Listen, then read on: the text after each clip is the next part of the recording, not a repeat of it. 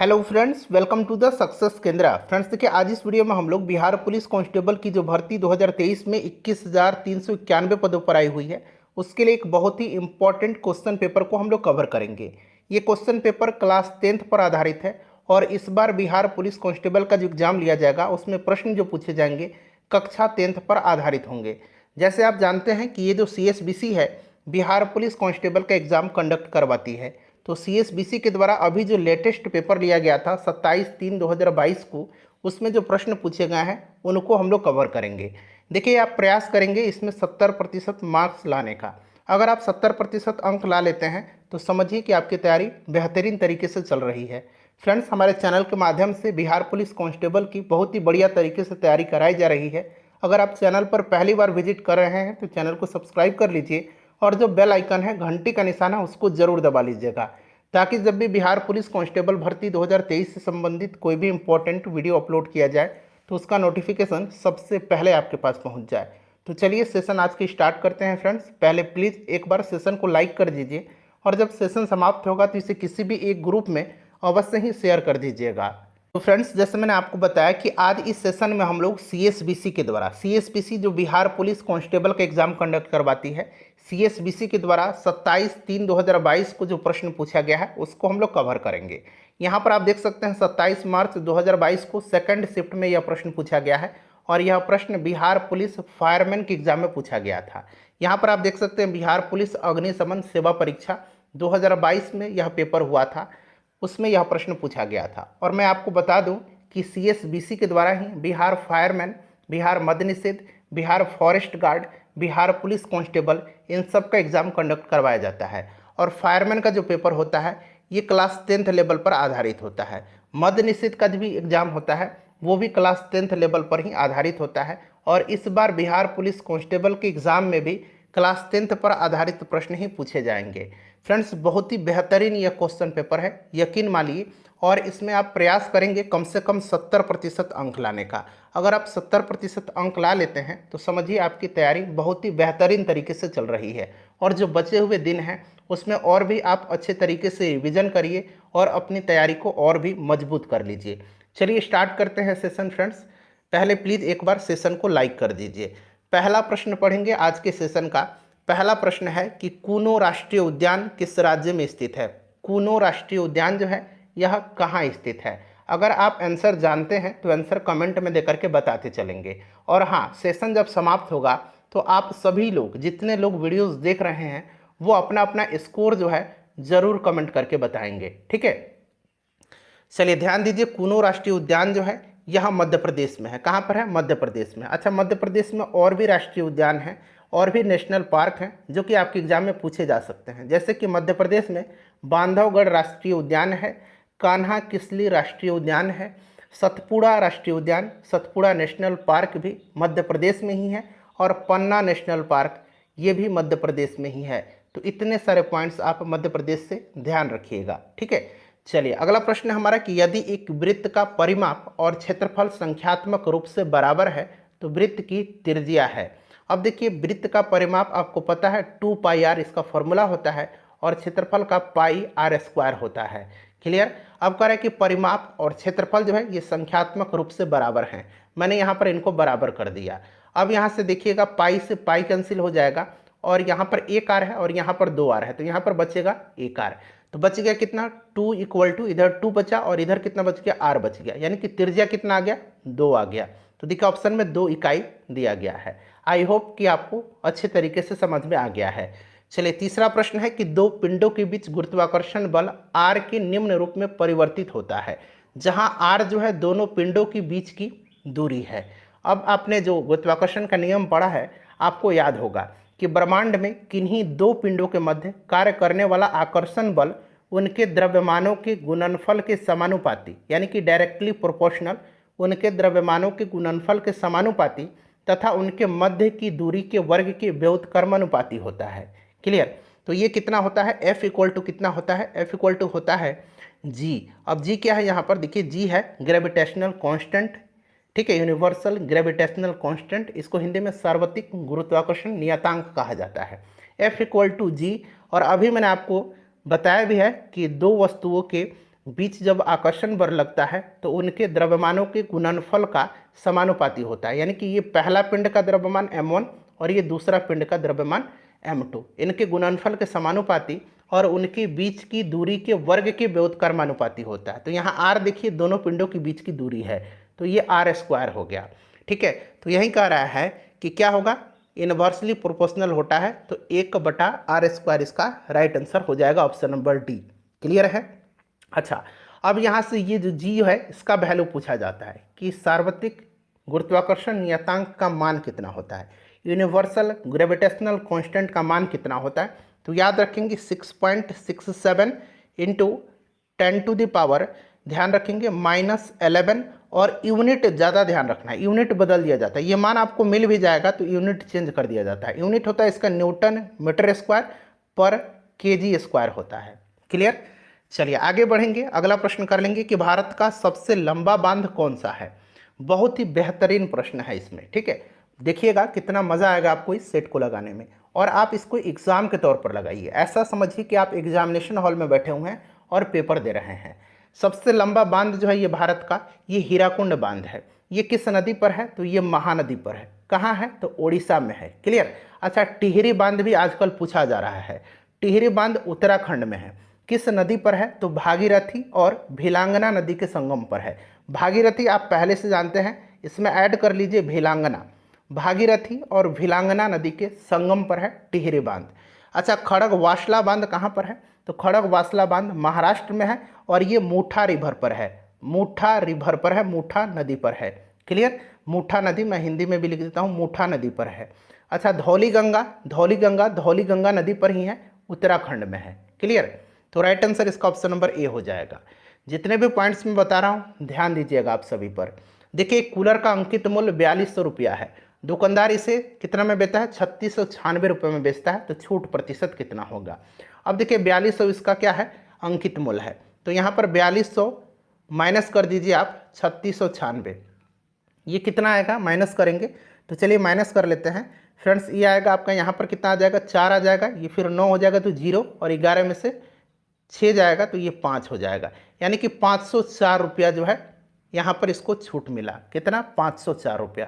अब देखिए कितना आसान है, अंकित मूल्य कितना है, 4200 रुपया है। कितना प्रतिशत छूट पूछ रहा है, तो 100 से हम लोग इसको मल्टीप्लाई कर देंगे। 2 0 से 2 0 कैंसिल हो गया। अब देखिए 42 एकम 42 हो गया, बचा इधर 8, तो ये 84 हो गया। 42 दूना 84, यानी कि 12% का इसमें छूट है। तो ऑप्शन बी इसका राइट आंसर हो जाएगा।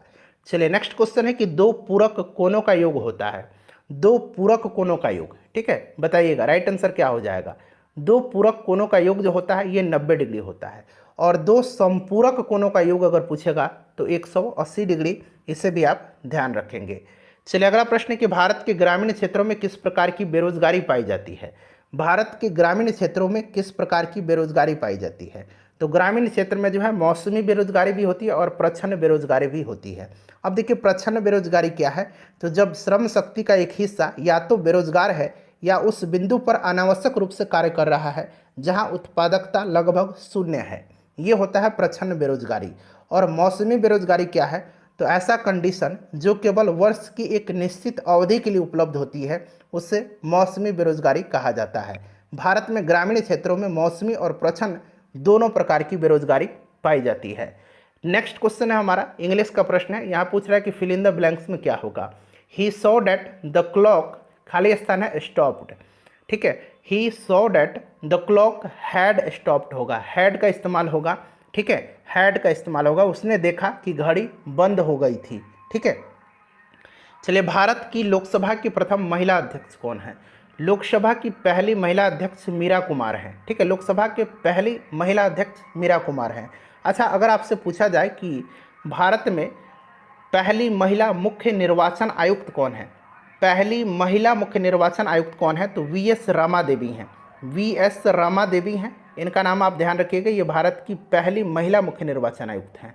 अच्छा, विजया लक्ष्मी पंडित, इनके बारे में भी जान लीजिए। संयुक्त राष्ट्र महासभा की पहली महिला अध्यक्ष हैं, और स्वतंत्रता के पूर्व भारत में कैबिनेट पद संभालने वाली पहली भारतीय महिला भी हैं। पंडित जवाहरलाल नेहरू की ये बहन हैं। सुचेता कृपलानी, यह भारत की पहली महिला मुख्यमंत्री हैं, ठीक है। चलिए सारे पॉइंट्स को ध्यान रखिएगा। देखिए खाली स्थान है, जैसे जैसे जैसे सरल जीवों को यदि आप टुकड़ों में काट दिया जाए तो प्रत्येक टुकड़ा विकसित होकर के पूर्ण जीव का निर्माण कर लेता है। तो ये कौन सा है? तो फ्रेंड्स यह जो है, यह क्या है? तो ये प्लेनेरिया है। प्लेनेरिया जो है ऐसा जीव है जिसको हम अगर टुकड़ों में काट दें तो प्रत्येक टुकड़ा विकसित होकर फिर उसी तरह का बन जाएगा। तो ऑप्शन बी इसका राइट आंसर हो जाएगा। साम्यवादी घोषणा पत्र के लेखक कौन है? अब यहाँ पर देखिएगा कम्युनिस्ट मैनिफेस्टो, मैंने आपको बताया है ना, हिंदी में दिया गया है साम्यवाद घोषणा पत्र। कम्युनिस्ट मैनिफेस्टो के लेखक जो हैं ये कार्ल मार्क्स हैं। दास कैपिटल भी कार्ल मार्क्स की रचना है, दास कैपिटल, इससे भी आप याद रखेंगे। दास कैपिटल और कम्युनिस्ट मैनिफेस्टो ये कार्ल मार्क्स की रचना है। और कार्ल मार्क्स जो थे ये वैज्ञानिक समाजवाद के संस्थापक थे। अगर पूछा जाए कि वैज्ञानिक समाजवाद के संस्थापक कौन थे तो कार्ल मार्क्स थे। यही लेबल है बिहार पुलिस के प्रश्न का। इसी तरह के प्रश्न इस बार उम्मीद करता हूं कि आपके एग्जाम में देखने को मिलेंगे। चलिए उसके बाद 12 नंबर प्रश्न है कि यहाँ पर देखिए वेब दिया गया है, पूछ रहा है कि इसका चूज द क्लोजेस्ट मीनिंग, यानी कि इसका मिलता जुलता शब्द, यानी कि आप सिनोनिम्स इसको कह सकते हैं। वेब का सिनोनिम्स होता है सरेंडर करना। ठीक है, सरेंडर करना यानी गिव अप करना। क्लियर। चलिए भारत में उष्णकटिबंधीय सदाबहार वन पाए जाते हैं। अब यहाँ पर ध्यान दीजिएगा, भारत में अगर पूछेगा कि अधिकतर किस प्रकार के वन पाए जाते हैं तो भारत में अधिकतर उष्णकटिबंधीय पर्णपाती वन पाए जाते हैं। भारत में अधिकतर उष्णकटिबंधीय पर्णपाती वन पाए जाते हैं। ये प्रश्न निश्चित रूप से आपको ध्यान रखना है। ठीक है, अधिकतर किस प्रकार के वन पाए जाते हैं तो उष्णकटिबंधीय पर्णपाती वन पाए जाते हैं। और भारत में उष्णकटिबंधीय सदाबहार वन जो है ये पाए जाते हैं। ये आपसे पूछा जा रहा है, बताइए इसका करेक्ट आंसर क्या हो जाएगा। अब यहाँ पर फ्रेंड्स आप ध्यान देंगे, पूछा जा रहा है कि भारत में उष्णकटिबंधीय सदाबहार वन पाए जाते हैं। तो उष्णकटिबंधीय सदाबहार वन अंडमान और निकोबार द्वीप समूह पश्चिमी घाट में पाए जाते हैं, जो अरब सागर, भारत के समुद्र जो प्रायद्वीपीय तट है और उत्तर पूर्व में असम के क्षेत्र में भी पाया जाता है। और सदाबहार वन का छोटा सा अवशेष के रूप में उड़ीसा में भी पाया जाता है। तो यहाँ पर आप देखेंगे असम दिया गया है। ठीक है, असम में और अंडमान निकोबार में पश्चिमी तट पर पाया जाता है, इसे भी आप ध्यान रखेंगे। ठीक है, चलिए असम इसका राइट आंसर हो जाएगा। निम्न में से कौन से राष्ट्रपति सबसे कम समय के लिए पद पर रहे थे? सबसे कम समय के लिए राष्ट्रपति के पद पर रहने वाले व्यक्ति जो हैं ये कौन हैं? तो फ्रेंड्स ये डॉक्टर जाकिर हुसैन साहब हैं। जाकिर हुसैन जो थे ये बिहार के राज्यपाल भी रह चुके हैं। तो प्रश्न पूछा भी जाता है कि बिहार के कौन से राज्यपाल जो राष्ट्रपति बने, तो आजकल रामनाथ कोविंद जी का नाम ज़्यादातर ऑप्शन में दिखता है, लेकिन जाकिर हुसैन भी थे तो इनका भी नाम आप जरूर याद रखिएगा। ठीक है, अंबेडकर जयंती मनाई जाती है, अंबेडकर जयंती मनाई जाती है। देखिए बाबा साहब अंबेडकर जी का जन्म जो है यह 14 अप्रैल 1891 को 14 अप्रैल 1891 को हुआ था मध्य प्रदेश के मऊ में। ठीक है, इसीलिए 14 अप्रैल के दिन अंबेडकर जयंती मनाई जाती है। अगला प्रश्न है, और ये भारत के पहले कौन थे? विधि मंत्री थे। क्लियर, स्वतंत्र भारत के। उसके बाद देखिएगा कि fill in the blanks with the correct option. They taught him, खाली स्थान है, to behave properly. They taught him how to behave properly, how to behave properly. ठीक है, चलिए उसके बाद देखिएगा कि आविनियो कहाँ का प्रमुख कला केंद्र रहा है? आविनियो है फ्रांस का। कहाँ का है? फ्रांस का है। क्लियर, ध्यान रखिएगा ये फ्रांस का आविनियो प्रमुख कला केंद्र है। चलिए देख, समानांतर चतुर्भुज की दो सन्निकट भुजाएं और विकर्ण बराबर है, वह क्या है? कह रहे कि समानांतर चतुर्भुज की दो सन्निकट भुजाएं और विकर्ण बराबर है, तो वह क्या है? वर्ग है, समलंब है, पतंग है या डार्ट है? तो निश्चित रूप से यह एक वर्ग होगा। ठीक है, वर्ग होगा इसका राइट आंसर। चलो उसके बाद देखिएगा कि द रूल इज एप्लीकेबल, खाली स्थान, all of us. The rule is applicable to all of us. ठीक है, सभी के लिए जो रूल है वो सभी के लिए एप्लीकेबल है, तो टू का इस्तेमाल होगा। दिस रूल इज, यह रूल जो है यह सभी के लिए एप्लीकेबल है। चलिए अगला प्रश्न है कि विश्व स्वास्थ्य दिवस कब मनाया जाता है? विश्व स्वास्थ्य दिवस कब मनाया जाता है? तो प्रत्येक वर्ष यह 7 अप्रैल के दिन मनाया जाता है। ठीक है, 11 जुलाई के दिन विश्व जनसंख्या दिवस मनाया जाता है। 11 जुलाई को विश्व जनसंख्या दिवस मनाया जाता है। 17 मई को क्या मनाया जाता है? तो ये भी ध्यान रखिएगा, 17 मई को विश्व दूर संचार दिवस मनाया जाता है। विश्व दूर संचार दिवस मनाया जाता है 17 मई के दिन। 12 जनवरी को राष्ट्रीय युवा दिवस मनाया जाता है। ठीक है, राष्ट्रीय युवा दिवस। और पर्यावरण दिवस कब मनाया जाता है? 5 जून के दिन मनाया जाता है। विश्व जल दिवस कब मनाया जाता है? 22 मार्च के दिन मनाया जाता है। ठीक है, सबको ध्यान रखिएगा। पृथ्वी दिवस 22 अप्रैल के दिन मनाया जाता है। चलिए अगला प्रश्न है कि ध्वनि सबसे तेज किस माध्यम में संचारित होती है? तो आपको पता है कि ध्वनि को संचारित होने के लिए माध्यम की आवश्यकता होती है, और ध्वनि तो निर्वात में गमन ही नहीं करती है। सबसे तेज संचारित होती है ठोस में, उसके बाद द्रव में, फिर गैस में। इसका उल्टा प्रकाश होगा। प्रकाश सबसे तेज कहाँ संचारित होगा? तो प्रकाश निर्वात में प्रकाश का वेग सबसे अधिक होता है। क्लियर? चलिए अगला प्रश्न है कि वृष्टि छाया क्या है? वृष्टि छाया क्या है? तो वृष्टि छाया एक ऐसा क्षेत्र है, ध्यान देंगे वृष्टि छाया क्या है? तो वृष्टि छाया एक ऐसा क्षेत्र है जो अपेक्षाकृत रूप से धरातलीय अवरोध के प्रभाव से कम वर्षा क्षेत्र है। वृष्टि छाया कम वर्षा क्षेत्र है। ठीक है, ऐसा नहीं आप अधिक वर्षा पर मत लगा दीजिएगा, कम वर्षा क्षेत्र है यह। उसके बाद देखिए आपातकाल के दौरान मूल अधिकारों के परिवर्तन को निलंबित किया जा सकता है। अच्छा, कौन से मूल अधिकार हैं जिनको निलंबित नहीं किया जा सकता है? तो फ्रेंड्स यह आर्टिकल 20 और आर्टिकल 21 के जो है उनको निलंबित नहीं किया जा सकता है। ठीक है, चलिए अब थोड़ा सा यहाँ पर आप ध्यान दे देंगे, जो मैं बता रहा हूँ ध्यान से एक बार सुन लीजिएगा। भारतीय संविधान के अनुच्छेद 352 में, अनुच्छेद 352 में क्या है? राष्ट्रीय आपातकाल है। अनुच्छेद 352 में यह उल्लेखित किया गया है कि बाह्य आक्रमण या सशस्त्र विद्रोह के कारण संपूर्ण भारत या भारत के किसी भी क्षेत्र में सुरक्षा के खतरे हो तो राष्ट्रपति राष्ट्रीय आपात की घोषणा कर सकता है। 352 में है। ठीक है, 356 में क्या है? तो राज्यों में राष्ट्रपति शासन है, और 360 में वित्तीय आपातकाल है। इतना आपको याद रखना है। ठीक है, और इसके दौरान जो है राष्ट्रीय आपातकाल के दौरान मूल अधिकारों के परिवर्तन को निलंबित किया जा सकता है। किसके द्वारा? तो ये भी आप ध्यान रखेंगे, राष्ट्रपति के द्वारा। किसके द्वारा? तो राष्ट्रपति के द्वारा। चलिए अगला प्रश्न है कि संस्कृति शब्द का विशेषण क्या होगा? संस्कृति शब्द का विशेषण जो होगा फ्रेंड्स ये सांस्कृतिक होगा, सांस्कृतिक होगा। ठीक है, चलिए अगला प्रश्न है कि choose the correct passive voice of the following sentence. The policeman catches thieves. बताइए, इसका आपको पैसिव पैसिव बताना है, इसका पैसिव बताना है। बताइए राइट आंसर इसका क्या हो जाएगा? ध्यान से पढ़ करके आंसर बताइएगा। देखिए thieves are caught by the policeman, यानी कि ऑप्शन नंबर इसका डी करेक्ट आंसर हो जाएगा। ठीक है, चलिए नेक्स्ट क्वेश्चन है हमारा कि 1 जूल बराबर होता है। अब 1 जूल बराबर होता है, अब यहाँ पर ध्यान से सुनिएगा, जूल जो है ये किसका मात्रक है? तो ये कार्य का मात्रक होता है। ठीक है, चलिए अब यहाँ पर देखेंगे आप कि कार्य बराबर क्या होता है? वर्क इक्वल टू होता है फोर्स इनटू डिस्प्लेसमेंट होता है। फोर्स का क्या होता है? न्यूटन होता है, और डिस्प्लेसमेंट यानी कि मीटर होता है। तो न्यूटन मीटर इसका राइट आंसर हो जाएगा, 1 न्यूटन मीटर। क्लियर है? कितना हो जाएगा? 1 न्यूटन मीटर हो जाएगा। इतना तो आपको पता है। अच्छा, अब देखिएगा 1 जूल बराबर कितना होता है, ये भी प्रश्न बनता है। तो 1 जूल बराबर होता है 0.24 कैलोरी, 24 कैलोरी होता है। ठीक है, अच्छा 1 कैलोरी बराबर कितना होता है? तो 4.18 जूल होता है। इसे भी आप ध्यान रखिएगा। दी गई श्रृंखला की अगली संख्या क्या होगी? अब देखिए 2 3 5 5, फिर यहाँ पर देखिए 3 है, फिर यहाँ 5 5 10 है, फिर 10 7 17 है, 17 और 8 एक मिनट 17 और 9 26 है। ठीक है, और 26 और 11 37 है। देखिए 3 5 7 9 11। अब अगला जो होगा 13 होगा, तो 37 और प्लस 13 करेंगे तो 50 आ जाएगा, यानी कि 50 राइट आंसर हो जाएगा। विफलता का विपरीतार्थक शब्द बताना है।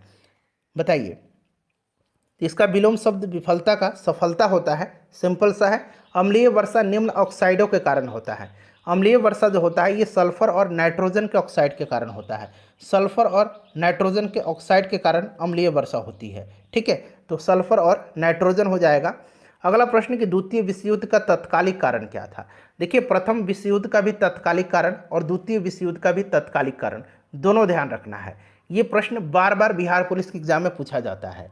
देखिए दूसरा विश्व युद्ध का जो तत्कालिक कारण था ये जर्मनी का पोलैंड पर आक्रमण था, यानी कि पोलैंड पर जर्मनी का आक्रमण, जर्मनी का पोलैंड पर आक्रमण। Option number D right answer हो जाएगा। एक और इंपॉर्टेंट पॉइंट आप ध्यान रखेंगे, जर्मनी ने वर्साई की संधि का उल्लंघन किया था कब? जर्मनी ने वर्साई की संधि का उल्लंघन सन 1935 में किया था। वर्साई की संधि जर्मनी के साथ हुई थी कब? तो 28 जून 1919 को वर्साई की संधि हुई थी जर्मनी के साथ। जर्मनी के साथ वर्साई की संधि हुई थी। वर्साई की संधि को आरोपित संधि के नाम से भी जाना जाता है, और इसी वर्साई की संधि का उल्लंघन जर्मनी ने 1935 में किया। ठीक है, याद रखिएगा। अच्छा, ये तो दूसरा विश्व युद्ध हो गया। पहला विश्व युद्ध का तत्कालिक कारण क्या है? पहला विश्व युद्ध का तत्कालिक कारण ऑस्ट्रिया के राजकुमार फर्डिनेंड की बोस्निया की राजधानी सेराजेवो में हत्या। ऑस्ट्रिया के राजकुमार फर्डिनेंड की बोस्निया की राजधानी सेराजेवो में हत्या। ठीक है, याद रखेंगे। चलिए, पहला विश्व युद्ध का कारण मैंने बताया है। दूसरा का ऑप्शन नंबर डी हो जाएगा। नेक्स्ट क्वेश्चन है कि निम्न में से किस विटामिन की कमी से स्कर्वी रोग उत्पन्न होता है? फ्रेंड्स, बिहार पुलिस कांस्टेबल के लिए हमने ढेर सारे वीडियोस कवर कराया हुआ है। अब क्या प्लानिंग हो रहा है, जितने भी एग्जाम CSBC के द्वारा कराए गए हैं, यानी कि बिहार पुलिस, फॉरेस्ट गार्ड, मद्य निषेध, जितने भी एग्जाम हैं उनमें जितने भी प्रश्न पूछे गए हैं उनको मैं सब्जेक्ट वाइज आपको कवर करवा दूंगा। पिछले 14-15 सालों का क्वेश्चन मैं सब्जेक्ट वाइज आपको करवाने जा रहा हूँ। हिस्ट्री का अलग, पॉलिटी का अलग, ज्योग्राफी का अलग, साइंस का अलग। ठीक है, तो सब्सक्राइब कर लीजिए और बेल आइकन दबा लीजिए ताकि वीडियो अपलोड किया जाए तो नोटिफिकेशन आपके पास पहुंच जाए। विटामिन की कमी से स्कर्वी होता है, विटामिन सी, एस्कॉर्बिक एसिड ही इसका नाम होता है। ठीक है, विटामिन ए की कमी से कौन सा होता है? रतौंधी होता है। विटामिन बी की कमी से बेरी होता है और विटामिन डी की कमी से रिकेट्स होता है या ऑस्टियोपोरोसिस, ये हड्डी से संबंधित बीमारी है, ऑस्टियोपोरोसिस। ठीक है, चलिए यहाँ पे लिख दूँ क्या? लिख देता हूँ ऑस्टियोपोरोसिस। ठीक है, याद रखिएगा। चलिए, ये भी विटामिन डी की कमी से होता है। अगला प्रश्न कि गैलीलियो ने किस यंत्र की खोज किया था? तो गैलीलियो ने टेलीस्कोप का खोज किया था। झारखंड में झूम कृषि को कहते हैं। अब देखिए, झूम कृषि यानी कि स्थानांतरित कृषि। अब देखिए, पहाड़ी इलाकों पर जो होता है इसको झूम कृषि कहा जाता है, स्थानांतरित कृषि को, पहाड़ी ढलानों पर।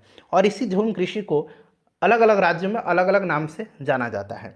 अब यहाँ पर देखिए, झारखंड में इसको कुरुआ के नाम से जाना जाता है। अच्छा, पामलू जो होता है, झूम कृषि को मणिपुर में पामलू कहा जाता है, मणिपुर में पामलू कहा जाता है। और झूम कृषि को दीपा कहा जाता है छत्तीसगढ़ में और मध्य प्रदेश में भी कहा जाता है, लेकिन मेनली आपको छत्तीसगढ़ याद रखना है। क्लियर है? चलिए, अच्छा, आंध्र प्रदेश में इसको पोडू कहा जाता है, आंध्र प्रदेश में इसको पोडू कहा जाता है। चलिए, अगला प्रश्न है हमारा कि मेरी माँ ने आज तुम्हें बुलाया है। इसका इंग्लिश ट्रांसलेशन करना है। मेरी माँ ने तुमको बुलाया है आज। ठीक है, my mother has called you today, my mother has called you today. Next question है कि आ रही रवि की सवारी कविता में बादलों की एकरूपता किससे की गई है? आ रही कवि की सवारी में बादलों की एकरूपता किससे की गई है? तो देखिए, यह कविता जो है यह हरिवंश राय बच्चन जी के द्वारा रचित है। और आ रही रवि की सवारी, इसमें कवि ने बादलों की एकरूपता अनुचरों से की है। अनुचरों राइट आंसर हो जाएगा। निषेचन के पश्चात बीजांड से एक कठोर आवरण विकसित होता है, यह किसमें विकसित होता है? तो निषेचन के पश्चात बीजांड से एक कठोर आवरण विकसित होता है तथा यह बीज में विकसित होता है, तथा यह बीज में विकसित होता है। तो राइट आंसर इसका बीज हो जाएगा। भारत की स्थल सीमा की कुल लंबाई कितनी है? भारत की स्थल सीमा की कुल लंबाई कितनी है? चलिए, बताएंगे सभी लोग आंसर कमेंट करके। अच्छा, भारत जो है टोटल 7 देशों के साथ स्थलीय सीमा साझा करता है। सबसे ज़्यादा बांग्लादेश के साथ और सबसे कम अफगानिस्तान के साथ। क्लियर है? स्थल की सीमा की कुल लंबाई जो है ये 15,200 किलोमीटर है। कितना है? 15,200 किलोमीटर है फ्रेंड्स, इसको आप जरूर ध्यान रखिएगा। ठीक है, चलिए, दूसरे विश्व युद्ध में 1 सितंबर 1939 को पोलैंड पर किसने आक्रमण किया था? मैंने अभी बताया था। दूसरा विश्व युद्ध का तत्कालिक कारण क्या है? जर्मनी का पोलैंड पर आक्रमण। पोलैंड पर आक्रमण जर्मनी ने किया था। जर्मनी का तानाशाह एडोल्फ हिटलर ने किया था। क्लियर है? चलिए, नेक्स्ट क्वेश्चन कर लेंगे कि विद्वान का विलोम क्या होता है? तो सिंपल सा, विद्वान का मूर्ख ही तो होगा उल्टा शब्द। चलो, उसके बाद देखिए, टेस्ला ने किस शहर में इलेक्ट्रिक वाहनों के लिए भारतीय सहायक कंपनी पंजीकृत की है? जनवरी 2021 के अनुसार। ये करंट का क्वेश्चन है। 1, 2, 3 प्रश्न करंट अफेयर से भी पूछे जाते हैं। तो इसका राइट आंसर मैं आपको बता देता हूँ, बेंगलुरु इसका राइट आंसर हो जाएगा। ठीक है, option number D correct answer हो जाएगा। चलिए, नेक्स्ट क्वेश्चन कर लेंगे कि सर्वप्रथम यूरोपीय व्यापारी जो हिंद चीन आए थे। अच्छा, ये हिंद चीन बड़ा ही इंपॉर्टेंट है। कभी कभी क्या पूछा जाता है कि ये हिंद चीन में कौन कौन से देश आते थे? तो हिंद चीन में 3 देश आते थे। कौन कौन से देश हैं? नाम जरा उनका ध्यान से सुन लीजिएगा। ये 3 देश जो हैं ये वियतनाम, लाओस और कंबोडिया हैं। वियतनाम, लाओस और कंबोडिया ये हिंद चीन के अंतर्गत आते थे। और ये यूरोपियन व्यापारी जो सबसे पहले हिंद चीन आए थे ये पोर्तुगीज थे, पुर्तगाली थे। कौन थे? पुर्तगाली थे। ठीक है। अच्छा, वास्को डिगामा जो है भारत कब आया था? तो भारत आया था 1498 में वास्को डिगामा। क्लियर?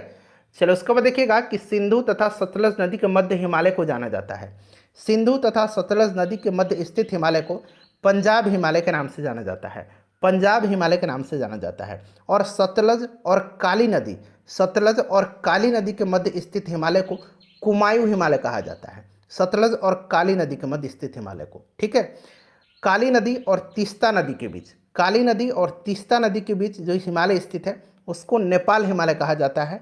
और ध्यान दीजिएगा, तीस्ता नदी और दिहांग नदी के मध्य जो स्थित हिमालय है उसको असम हिमालय कहा जाता है। परमाणु ऊर्जा संयंत्रों में विद्युत उत्पन्न करने के लिए किस समस्थानिक का उपयोग किया जाता है? सिंपल सा क्वेश्चन है बट रिपीटेड क्वेश्चन है, बिहार पुलिस में लगातार पूछा जा रहा है। यूरेनियम 235 का इस्तेमाल किया जाता है। राज्यसभा के 1/3 सदस्य अवकाश ग्रहण करते हैं प्रत्येक कितने वर्ष के पश्चात? तो आपने पढ़ा होगा कि प्रत्येक 2 वर्ष के पश्चात 1/3 सदस्य राज्यसभा के सेवानिवृत्त होते हैं, ठीक है, प्रत्येक 2 वर्ष के पश्चात, ठीक है। चलिए, राइट आंसर इसका 2 वर्ष हो जाएगा। प्रसा के राजा विलियम प्रथम को कहाँ जर्मनी का सम्राट घोषित किया गया था? तो इनको घोषित किया गया था 1871 में। कब? 1871 में, वर्साय में। कहाँ पर? वर्साय में। वर्साय में एक सभा का आयोजन किया गया था 1871 में, और वहीं पर प्रसा के राजा विलियम प्रथम को जर्मनी का सम्राट घोषित किया गया था। देखिए, एक ट्रायंगल दिया गया है, ट्रायंगल ABC, मैं यहाँ पर लिख देता हूँ, ठीक है, ध्यान दीजिएगा, थोड़ा इसको ध्यान से लिखना पड़ेगा, ABC, क्लियर। और दूसरा ट्रायंगल है PQR, दूसरा ट्रायंगल है PQ और R। अब इसमें क्या कर रहा है कि एंगल BC बराबर है PQ का, यानी कि ये जो BC है, ये BC ये बराबर है PQ का। कह रहा है कि एंगल C बराबर है एंगल Q का। एंगल C जो है ये बराबर है एंगल Q का, यानी कि एंगल C एंगल Q के बराबर है। कह रहा है कि दोनों त्रिभुज में भुजा कोण भुजा सर्वंग सामता जो होती है वो, उसके लिए कौन सा कंडीशन होना चाहिए? तो इसमें देखिए क्या होता है कि भुजा, कोण और भुजा, तो एक भुजा बराबर होगा, एक भुजा बराबर होगा, ये कोण बराबर होगा, ये कोण बराबर होगा, यानी कि कोण से संलग्न जो है यही वाला भुजा फिर से बराबर होना चाहिए। यानी कि QR बराबर कितना होना चाहिए? AC होना चाहिए। QR यानी कि RQ बराबर AC, तो ये वाला कंडीशन सही है। चलिए, निम्न में से कौन सा ऊर्जा का मात्रक नहीं है? ऊर्जा का मात्रक जो है जूल होता है, न्यूटन मीटर मैंने अभी बताया था, ठीक है। उसके बाद देखिए किलोवाट घंटा, ये भी होता है, किलोवाट नहीं है। किलोवाट जो है फ्रेंड्स ये पावर का, ये शक्ति का यूनिट है, पावर यानी कि शक्ति का यूनिट है किलोवाट, क्लियर। चलिए, नेक्स्ट क्वेश्चन है कि संपत्ति का अधिकार अब एक किस प्रकार का अधिकार है? तो पहले ये मौलिक अधिकार था, लेकिन फ्रेंड्स इसको जो है 44वां संविधान संशोधन 1978 के द्वारा जो है इसको मौलिक अधिकार से हटा करके इसको कानूनी अधिकार, विधिक अधिकार या कानूनी अधिकार की सूची में रख दिया गया था, ठीक है, ध्यान रखिएगा।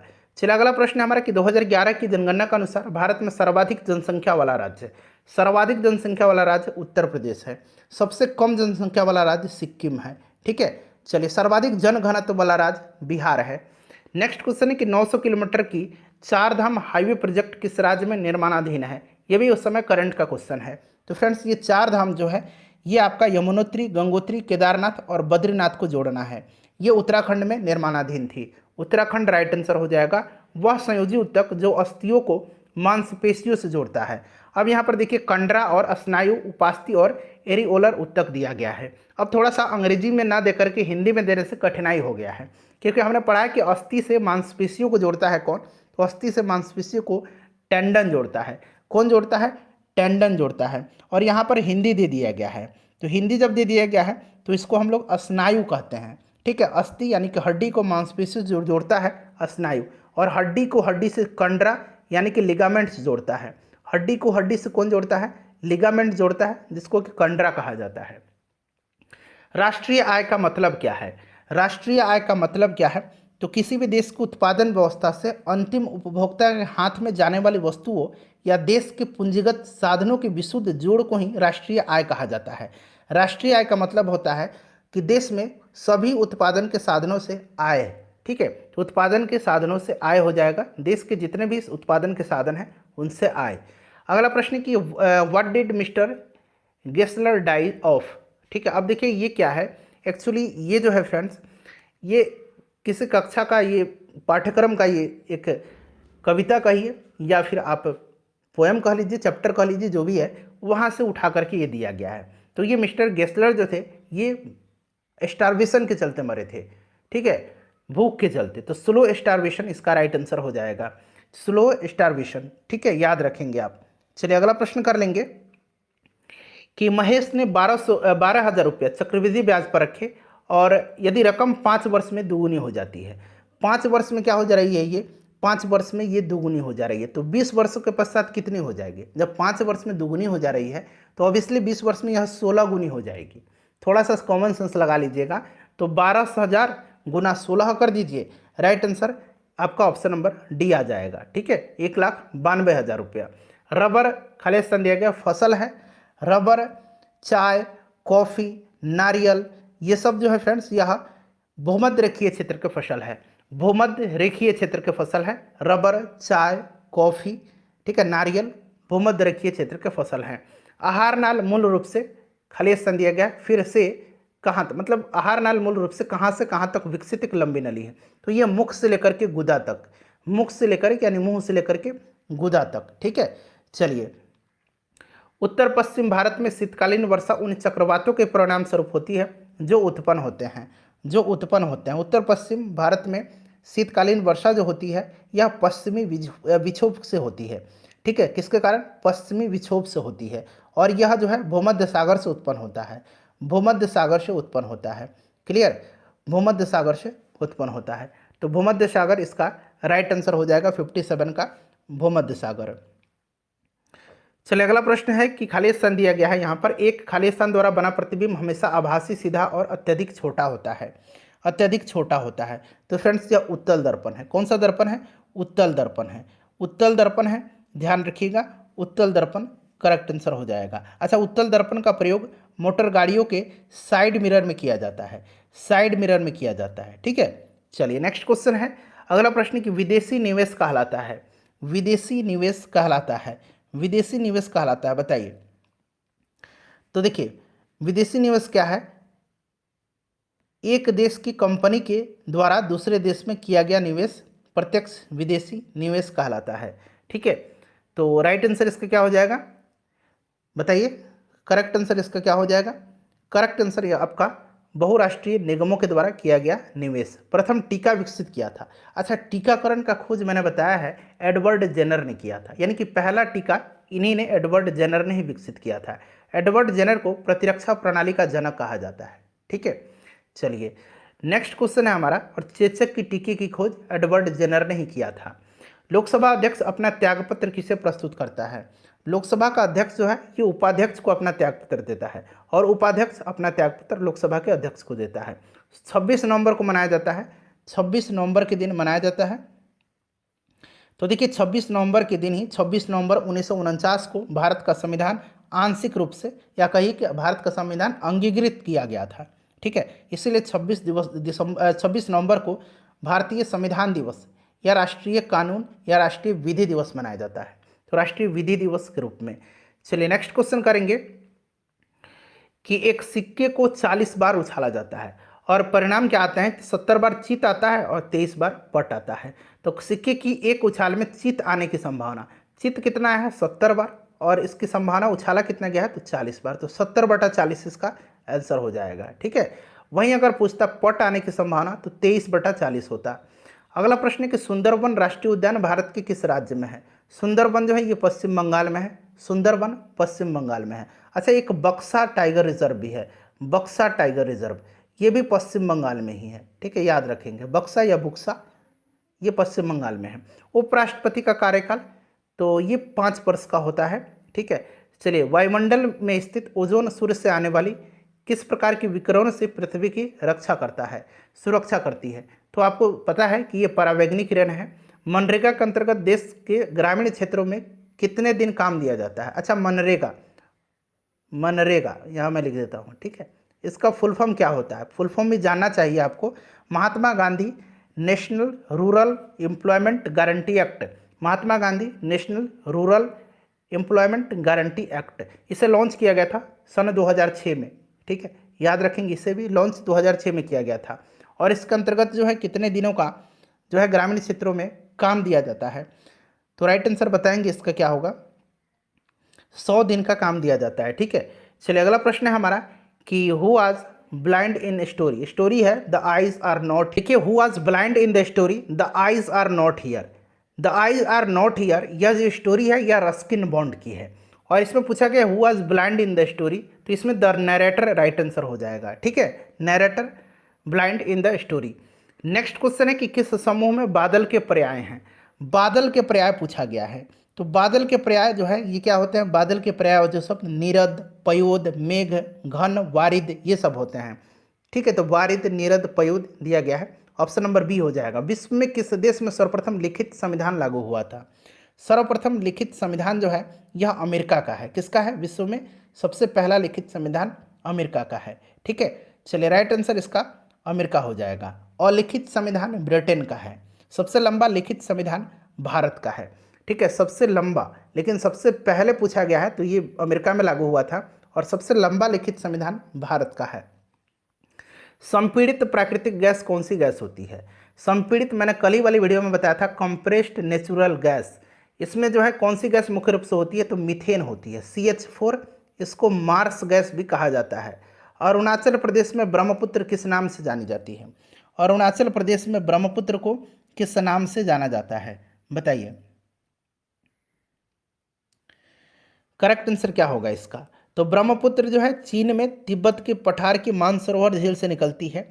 और इसको चीन में सांगपो के नाम से जाना जाता है। चीन में इसको सांगपो के नाम से जाना जाता है। ठीक है, सांगपो के नाम से चीन में इसको जाना जाता है। और अरुणाचल प्रदेश में इसको दिहांग के नाम से जाना जाता है। अरुणाचल प्रदेश में इसको दिहांग के नाम से जाना जाता है। ठीक है, और अगर हम बात करें जब ये असम में आती है तो असम में इसको किस नाम से जाना जाता है, असम में इसको ब्रह्मपुत्र के नाम से जाना जाता है। और बांग्लादेश में इसको जमुना के नाम से जाना जाता है। नेक्स्ट क्वेश्चन है 2011 की जनगणना के आधार पर भारत का सर्वाधिक जनसंख्या वाला दूसरा शहर कौन सा है। सबसे ज़्यादा जनसंख्या वाला जो शहर है ये मुंबई है। सबसे ज़्यादा जनसंख्या वाला शहर मुंबई है। दूसरा पूछा गया, दूसरा दिल्ली है। दूसरा दिल्ली है। ठीक है, दिल्ली हो जाएगा। भारत का वाटरमैन के नाम से कौन जाना जाता है। वाटरमैन के नाम से, यानी कि वाटरमैन ऑफ इंडिया, ये राजेंद्र सिंह को कहा जाता है। किसको, राजेंद्र सिंह को कहा जाता है। अच्छा, tiger man of India, tiger man of India किसको कहा जाता है, तो कैलाश संखला को कहा जाता है। किसको कहा जाता है, कैलाश संखला को कहा जाता है।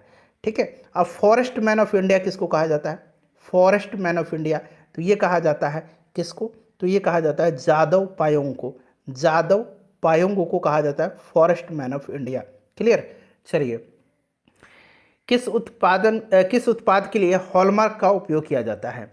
किस उत्पाद के लिए हॉलमार्क का उपयोग किया जाता है, तो ज्वेलरी वगैरह के लिए किया जाता है। ठीक है, ज्वेलरी राइट आंसर हो जाएगा। एक अधातु जो कमरे के ताप पर द्रव रूप में मिलती है, अधातु पूछा गया। ये प्रश्न कई बार बिहार पुलिस में रिपीट हुआ है, आप देख सकते हैं, मैंने भी कई बार इसको बताया है। तो ये अधातु है, तो अधातु जो है ये ब्रोमीन है। कौन सी है, ब्रोमीन है, जो कि एक अधातु ब्रोमीन होती है। और ये कमरे के ताप पर, रूम टेम्परेचर पर द्रव अवस्था में होती है। Choose the correct answer to the given question from the option that follow. देखिए करेक्ट है, what does crescent refer to in the poem thinner than a crescent. अब यहाँ पर देखिएगा, तो यहाँ पर ये आपका द मून हो जाएगा करेक्ट आंसर। द मून इसका करेक्ट आंसर हो जाएगा। अगला प्रश्न है, खाली स्थान दिया गया, पादप की पत्तियां बीड़ी बनाने के उपयोग आती है। मतलब किस पादप की पत्तियां बीड़ी बनाने के उपयोग आती है, तो यह तेंदू है। ठीक है, तेंदू की पत्ती से बीड़ी बनाया जाता है। क्लियर। चलिए नेक्स्ट क्वेश्चन कर लेंगे हम लोग कि निम्नलिखित में से किस स्थान पर भारत में सर्वाधिक वर्षा दर्ज की गई है। तो मौसिन राम में सबसे ज़्यादा वर्षा होती है, ये आपको भी पता है। मौसिन राम राइट आंसर हो जाएगा। चलिए मौसिन राम, और मौसिन राम जो है ये मेघालय में है। अगला प्रश्न है कि उस एजेंसी का नाम जिसके मार्फत सरकार बफर स्टॉक के लिए खाद्यान्न खरीदती है। उस एजेंसी का नाम क्या है जिसका मार्फत सरकार बफर स्टॉक के लिए खाद्यान्न खरीदती है, बताइए। करेक्ट आंसर इसका क्या हो जाएगा, तो ये FCI है, भारतीय खाद्य निगम। ठीक है, फूड कॉरपोरेशन ऑफ इंडिया है, भारतीय खाद्य निगम इसका राइट आंसर हो जाएगा। चलिए अगला प्रश्न कर लेंगे कि मेरुरज्जु को सुरक्षा प्रदान की जाती है। मेरुरज्जु को सुरक्षा प्रदान जो है ये किसके द्वारा की जाती है, तो मेरुरज्जु को कशेरुक दंड के द्वारा सुरक्षा प्रदान की जाती है। कशेरुक दंड इसका राइट आंसर हो जाएगा। उसके बाद देखिए, भारत माता कविता के रचनाकार कौन है। भारत माता कविता के रचनाकार सुमित्रा नंदन पंत हैं। ऑप्शन नंबर बी इसका राइट आंसर हो जाएगा। ठीक है, अगला प्रश्न है कि एक वस्तु का अंकित मूल्य 80 रुपया है, यदि वह 72 रुपये में बेची गई है तो छूट प्रतिशत पहले वाला जो क्वेश्चन बताया था सेम वही तरीका निकालना है। 80 में से 72 घटा देना है, 8 रुपये का छूट है, 72 रुपये 80 रुपये अंकित मूल्य है, बटा 100 कर देंगे, 0 से 0 कट जाएगा, 8 से 8 कट जाएगा, यानी कि 10% इसका राइट आंसर हो जाएगा। क्लियर। चलो उसके बाद देखिए, मैं नीर भरी दुख की बदली कविता महादेवी वर्मा के किस काव्य संग्रह में संकलित है। मैं नीर भरी दुख की बदली, यह जो कविता है यह महादेवी वर्मा के किस काव्य संग्रह में संकलित है। तो फ्रेंड्स यह जो है, यह संकलित जो है यह किस में है, यामा में। यामा में ये संकलित है। 4,000 रुपये की राशि 2 वर्ष के लिए 5% प्रति वर्ष ब्याज की दर से दी जाती है। चक्रवृद्धि ब्याज और साधारण ब्याज के बीच का अंतर। अब मैं एक तरीका आपको बता देता हूँ, शॉर्ट तरीका। कह रहा है कि 2 वर्ष के लिए, अगर यहाँ टाइम 2 वर्ष है तो चक्रवृद्धि ब्याज और साधारण ब्याज का अंतर आप कैसे निकालेंगे। तो इसका अंतर होता है, फॉर्मूला कुछ नहीं, PR/100 का स्क्वायर कर दीजिएगा। P यहाँ पर प्रिंसिपल है जो कि 4,000 रुपया दिया गया है, तो सॉल्व कर लीजिए 4,000, ठीक है, 4,000, एक और जीरो बढ़ा लीजिए। R रेट दे रखा है 5%, 5/100 का स्क्वायर कर दीजिए। अब इसको काटेंगे तो 20/25 हो जाएगा, यानी कि नीचे हो गया आपका 4,000, ऊपर हो गया 4,000, नीचे आ जाएगा 20 का मैंने 1/20 का स्क्वायर, तो 2 बार हम 20 को नीचे लिख देंगे, ठीक है। तो 1 0 से 1 0 यहाँ पर देखिए कैंसिल हो गया, 2 0 से 2 0, क्लियर। 2 दूना 4, यानी कि ये 4 भी कैंसिल हो गया, बच गया ऊपर कितना, 1 0 बच गया, 10 बच गया, तो 10 इसका राइट आंसर हो जाएगा। क्लियर। चलिए, खरीफ की कौन सी फसल पशुओं के चारे के रूप में उपयोग में ली जाती है। चारे के रूप में खरीफ की फसल जो है ये कौन सी ली जाती है, इसमें से बताइए राइट आंसर क्या हो जाएगा। तो खरीफ की फसल ज्वार और बाजरा पशुओं के चारे में उपयोग ली जाती है, ज्वार और बाजरा का, ठीक है। चलिए, माली मालिन में कौन सा समास है, माली मालिन में समास कौन सा है। तो इसमें जो है द्वंद्व समास है, क्योंकि दोनों पद इसका प्रधान है, मालिन और मालिन दोनों द्वंद्व समास है। निम्नलिखित में से कौन सा रासायनिक परिवर्तन नहीं है। देखिए, नहीं पूछ लिया गया है रासायनिक परिवर्तन, बताएंगे इसमें से रासायनिक परिवर्तन कौन है। उबलता हुआ पानी रासायनिक परिवर्तन नहीं है, ठीक है। भारत सरकार की प्रथम लीगल ऑफिसर कौन है। तो लीगल ऑफिसर जो होता है ये महान्यायवादी होता है, यानी कि attorney general of India R Venkat Ramani वर्तमान में महान्यायवादी हैं भारत के, R वेंकट रमनी। भारत में प्रथम रेलगाड़ी मुंबई से किसके मध्य चलाई गई थी। तो 1853 में चलाई गई थी, लॉर्ड डलहौजी के समय, मुंबई से ठाणे के बीच, ठीक है। पद्मश्री रामचंद्र मांझी, रामचंद्र मांझी जी का निधन हो गया है, ये लौंडा नाच के प्रसिद्ध कलाकार थे, तो लोक नृत्य इसका राइट आंसर हो जाएगा, ठीक है। चलिए, बिहार के हैं, ध्यान रखेंगे। नेक्स्ट क्वेश्चन हमारा कि जलालगढ़ किला बिहार की किस जिले में स्थित है। जलालगढ़ किला जो है यह बिहार की किस जिले में है। जलालगढ़ किला दरअसल मुगल काल के दौरान एक सैनिक छावनी हुआ करता था, और यह बिहार के पूर्णिया में है जलालगढ़। भारत सरकार की तरफ से करेंसी नोट कौन सी एजेंसी जारी करती है। करेंसी नोट जो है यह RBI जारी करती है। कौन, RBI, reserve bank of India. इसकी स्थापना 1 अप्रैल 1935 को हुई थी, ध्यान रखेंगे। RBI, शक्तिकांत दास RBI के अभी गवर्नर हैं, शक्तिकांत दास, ठीक है, शक्तिकांत दास। बहुत लोग शशिकांत पढ़ते हैं, शशिकांत भी ऑप्शन में रहेगा भाई, ये गलत हो जाएगा, शक्तिकांत दास। चलिए, सामाजिक न्याय क्या दर्शाता है। सामाजिक न्याय क्या दर्शाता है, सामाजिक न्याय क्या दर्शाता है, बताइए। सामाजिक न्याय से मतलब क्या है कि एक ऐसे न्यायपूर्ण समाज की स्थापना जिसमें सामाजिक आर्थिक विषमता सबसे कम हो, बिना किसी सामाजिक भेदभाव के सभी नागरिक एक साथ समान व्यवहार से रहते हों, ठीक है, यही तो है इसका मतलब। तो इसका मतलब इसमें से राइट आंसर आपका क्या हो जाएगा, तो बिना किसी सामाजिक भेदभाव से सभी नागरिक साथ समान व्यवहार से रहते हैं। वह राज्य युग में जहाँ कंटीले वन झाड़ियाँ पाई जाती हैं, वह राज्य कौन सा है, बताइए, वह राज्य कौन सा है। तो फ्रेंड्स, यह राजस्थान और गुजरात है जहाँ पर कटीले वन और झाड़ियाँ पाई जाती है। तो गुजरात और राजस्थान, ठीक है, यहाँ थोड़ा सा रेगिस्तान है, राजस्थान में तो है ही, ठीक है, गुजरात में भी है। चलो, उसके बाद देखिए, प्रसिद्ध गीत सारे जहाँ से अच्छा, इसकी रचना किसने किया है। सारे जहाँ से अच्छा, इसकी रचना जो है ये मोहम्मद इकबाल ने किया है। मोहम्मद इकबाल राइट आंसर हो जाएगा, ठीक है, मोहम्मद इकबाल। रविन्द्रनाथ टैगोर का जन गण मन है, ठीक है। वंदे मातरम बंकिम चंद्र चट्टोपाध्याय का। किस क्षेत्र में कामगार की रोजगार की सुरक्षा में, किस क्षेत्र में कामगार को रोजगार की सुरक्षा मिलती है। तो किस में मिलेगी, किसी भी संगठित क्षेत्र में ही तो मिलेगी, संगठित क्षेत्र में राइट आंसर इसका हो जाएगा। चलो, उसके बाद देखिएगा कि प्लास्टर ऑफ पेरिस बनाया जाता है। प्लास्टर ऑफ पेरिस जिप्सम से बनाया जाता है। जिप्सम का फॉर्मूला क्या होता है, CaSO4 × 2H2O होता है, याद रखेंगे। और प्लास्टर ऑफ पेरिस का CaSO4 इंटू हाफ H2O होता है, हाफ H2O। इसको जो है प्लास्टर ऑफ पेरिस को कैल्शियम सल्फेट हेमीहाइड्रेट भी कहा जाता है। चलिए, हमारी नींद कविता के कवि कौन है? हमारी नींद कविता के कवि जो हैं ये कौन है? तो फ्रेंड्स ये वीरेन डंगवाल हैं। कौन है? वीरेन डंगवाल हैं। ठीक है, याद रखिएगा, हमारी नींद कविता के कवि वीरेन डंगवाल हैं।